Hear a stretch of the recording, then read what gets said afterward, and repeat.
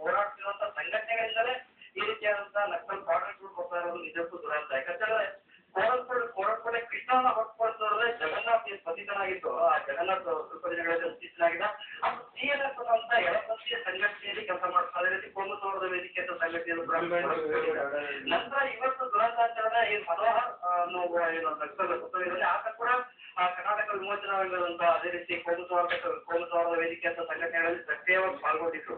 ಅದ್ರ ಮೂಲಕ ಬಹಳಷ್ಟು ಹೋರಾಟಗಳನ್ನು ಕೂಡ ಇದು ಮಾಡಿದ್ರು. ಆದ್ರೆ ಶಿವಮೊಗ್ಗದ ದುರಂತಾಚರಣ ಶಿವಮೊಗ್ಗದ ಒಂದು ಸ್ಥಳೀಯ ಪತ್ರಿಕೆಯಲ್ಲೂ ಕೂಡ ಇವರು ಅನೇಕರ ಕೆಲಸ ಮಾಡ್ತಾ ಇದ್ದಾರೆ. ಇದೆ ಬಹಳಷ್ಟು ನಕ್ಸಲ್ ಪಟ್ಟಿಯಲ್ಲಿ ಅವರೆಲ್ಲರೂ ಕೂಡ ತುಂಬಾ ಟಾರ್ಗೆಟೆಡ್ ಆದ್ರೆ ಕೆಲ ದಿನಗಳಿಂದ ಶಿವಮೊಗ್ಗದಿಂದ ಇದು ಮಾಡ್ತಾ ಇದ್ರು. ಚಿಕ್ಕಮಗಳೂರಿನ ಕೇಂದ್ರ ಸ್ಥಾನವನ್ನು ಒಂದು ಸಂಘಟನೆಯನ್ನು ರೂಪಿಸುವಂಥದ್ದು ಮತ್ತು ಹೋರಾಟಗಳಲ್ಲಿ ಸಕ್ರಿಯವಾಗಿ ಪಾಲ್ಗೊಳ್ಳುವಂತ ಇದರಲ್ಲಿ ಪಾಲ್ಗೊಂಡ್ರು. ನಂತರ ಸಂಪೂರ್ಣ ಗಮನವನ್ನು ಚಿಕ್ಕಮಗಳೂರಿಗೆ ಕೇಂದ್ರೀಕರಿಸಿದ್ರು. ಆದ್ರೆ ಕೆಲ ದಿನಗಳಿಂದ ಈ ಹೆಚ್ಚಿನ ಮಾಹಿತಿ ಪೊಲೀಸರು ಏನು ಆ ಭಾವಚಿತ್ರಗಳನ್ನ ಇಟ್ಕೊಂಡು